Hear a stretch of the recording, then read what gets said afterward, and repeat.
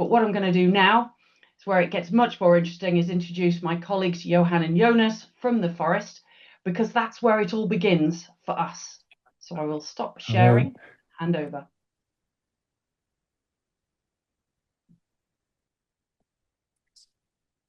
Can you hear us, guys? Yes, we can. Excellent, excellent. Well, welcome everyone to Sweden and to the forest. And as you can see, it's pretty cold out here. You see the smoke coming out of my mouth. So my name is Johan Grannas. As Ginny and Katie said, thanks for having us. Thanks for inviting us. We'd like to share a few things up here. We are sitting here talking about my dear partner Jonas here is constantly cold. Yeah, you know me, Ginny. I might just say a couple of words.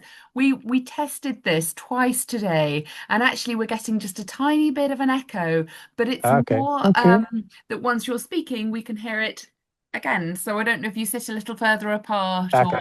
We'll try to keep it down. That's perfect. Yeah, perfect. Very good. Yeah, we'll have to not speak directly to each other and speak to the camera maybe. Does it work now? Yeah, really well. Yeah, that's perfect. Better. Yeah, that's good. That's good. Well, as Johan said, we're sitting here, and you know me, Ginny. I'm always freezing. It's getting a little bit colder here in Sweden. Still no snow, but the fire is helping out here. And I just said to Johan, I can't imagine why my ancestors chose to go up here in the north. We probably should have been in southern France or something, but here we are. And speaking of cold, Johan, it was Ice Age here, not that long ago, or? No, and that's something that actually is kind of important when we talk about forestry in general, that to remember that our forests up in Scandinavia, northern parts of Europe, are from a geological sense really young. That is also noticeable in terms of biodiversity, because here, exactly where we were sitting, we were under ice about 10,000 years ago, 9,000 years ago, and the ice coverage here was like a kilometer thick. So we had a massive amount of ice here that basically made like a reboot of this whole nature. So you could say that the northern European forests, they are 10,000 years or younger, basically. And that is to compare then to the forests of like the Amazon, for example, that is considered to be somewhere between 40 and 50 million years old. And those are not even the oldest forests in the world. Those are the ones that were in Southeast Asia, like in New Guinea, Borneo, those types of areas. And those are considered to be about 200 million years old, which, as I said, of course, there's a huge difference in terms of biodiversity and how long nature have had time to develop new species and new types of ecosystems and so on. Just the amount of plants we have here and animals we have here, there's a dramatic difference compared to like tropical areas between this where we are now. So in terms of, if you look at global protection and global biodiversities, where we really should make an effort is really in the tropical areas and in some of these really older areas. Not to say that we shouldn't do our part here, but from more like a humanities standpoint, I think it's super important that we do that. But why are we sitting here today, Johan? Yeah, in the forest. Why are we in the forest today? I understand that you want to know that, because bringing you out into the cold like this. Well, we are doing these kinds of seminars on, has become now regular basis, because we see brand owners, the confusion in the world. If you look at the development in the world as today, is really massive because of where society, every time when I open my news app in the morning, it's like, what has happened tonight? I think it's crazy how the world is developing, and that's also, of course, is happening into sustainability, and it spills off into packaging as well. Packaging is a key part of society. We're not disconnected from society. We are a part of society, and that for the the change, for example, in perception of climate change, and those things, both in terms of legislation and in terms of consumer perception, consumer behavior, is the reason why we are doing these things, trying to keep up as best as we can. And that's what we wanted to share with you guys as well today. A little bit of what we have found in both the research that we are doing and also in our contact with global brand owners across the world. But if we start on the regulation part, on where we are with that, because it feels like almost impossible to get any sense of it. Jonas, can you update us? Where this EUDR, where are we with that? So you mean when we are confused, we go to our happy place here in the forest? Well, EUDR, I don't know when we started planning this seminar, Jin, it was a long time ago now. And we talked about it just last week about this seminar. And just since we talked the last time about this, so much has happened in the EUDR just the latest week. And if I'm going to speak about what's the latest news that we have received so far and how we are considering this now, it's the politically that came out in the last week here that the news that came out now is some of the changes that we have heard lately is that as opposed to earlier within EUDR, it's not now discussed that only the first operator, the one harvesting the forest or the one placing the material on EU for the first time, should be the ones that are doing the due diligence work and due diligence statement in the system. That has been a big change in the proposal, because this should be said, it's still only a proposal. It's not decided yet, and we hope for get a decision in the coming month. But that is something that they are talking about. It could, or it will, be easier for us as operators, so you guys as operators downstream also, even though there are some unclarities, I come back to that one. If we don't have to do the whole due diligence statements in the IT systems with our own new reference numbers and stuff like that, but we should only pass on reference numbers from the first operator, the one harvesting the forest or the one placing material in the EU market. We should, however, still, as downstream operators, be prepared to verify that we have done a good job when dealing with material that could come from these commodities that are under the UDR law, talking about corrective actions from authorities and things like that. They are also talking now about changes in this legislation in terms of time plan. It was discussed just a couple of weeks ago that it would be a delay for all of us. The latest news from 2 days or yesterday is that the deadline still sticks for bigger companies to the 29th of December this year, while small and micro companies will have a prolongation of 12 months to 30th of December 2026. That is what we're working for. But there are still a lot of questions on this, of course, a lot of things that are still not really clear. How do we, for instance, send the reference number? It said that we don't have to make new reference number, but we should pass on the reference number from the first operator. How should we do that? How can you handle all these reference numbers? That is still not clear. And what if you are an operator? You guys, we're talking to you guys in UK now.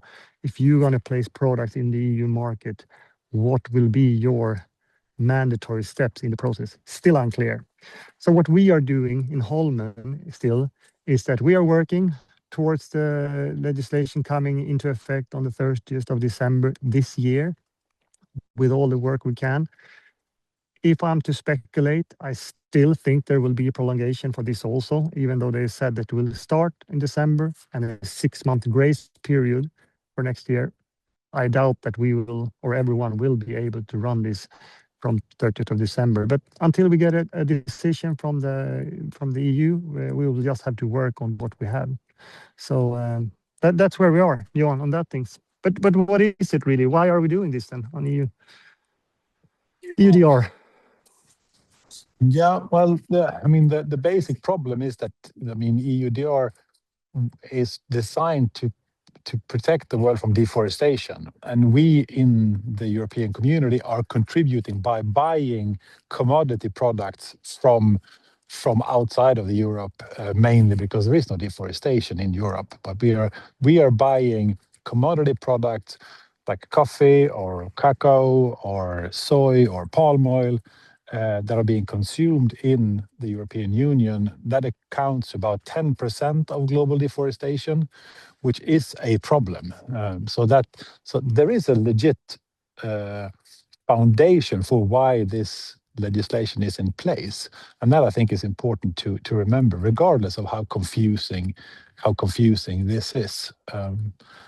And this confusion, I think, in general, not obviously not for EUDR, but the confusion in the world right now, where are we, spills over also to the consumer. So basically, the consumer wants to do right, wants to make a sustainable choice, also when it comes to packaging. And we have seen in studies where the consumer is saying that it's willing to pay a little bit more still today. There was a recent study by McKinsey, the management consulting group, that was published this summer that showed that there's still, regardless of the inflation pressure and things like that, there is still a willingness to pay a premium for a more sustainable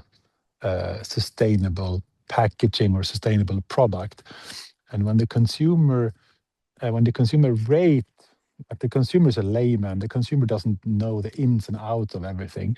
But when they say a packaging is more sustainable, they mean they have, and that was clear. There was a study by PricewaterhouseCoopers that said it is, if it's perceived to be circular, if the packaging is perceived to be circular. So for you as a brand owner, what you can do and should do in the eyes of the consumer is to make sure it's easy to select what they see is a circular packaging. And circularity, of course, is difficult. But a few things on that is obviously that you should have a renewable raw material. It should be easy to recycle. And if the packaging gets lost, it should not contribute to waste in nature or in the seas or something. So those are like the main things. No, I was just saying, so you mean that first it should be renewable material. It should be able to recycle in an easy way. If it's not recycled as a product, it should be recycled into some energy or whatever. And if it gets lost in nature, it should be compostable, basically. And it's not compostable. I mean, like a cosmetic packaging box, a perfume box should not be composted. That's not what we're saying. But in general, I mean, we shouldn't be making things out of forever material, basically. But renewable, I think, is like the renewable raw materials. And then I make a separation between a recycled raw material, like a recycled fossil raw material, in my mind, can never be circular. If it comes from a fossil source from the beginning, regardless if it's been recycled, to me, it's not part of a circular, it's just extending a linear usage. So to me, it's about renewable raw materials. And renewables, that's what we are working with. That's also what we wanted to show you. So I think without further ado, I think we'll take a walk, if our cameraman are with us, and we'll take a look at how we are working with our renewable raw materials.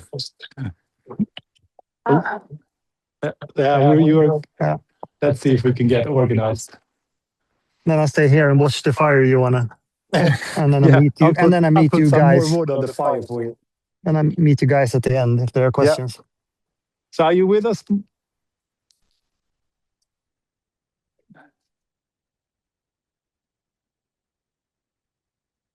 There's always this, you should build in a little bit of tension in these. The audience are worried that the cameraman has to walk through that lovely fire. Yeah, well, actually, I stepped over it instead. Yeah.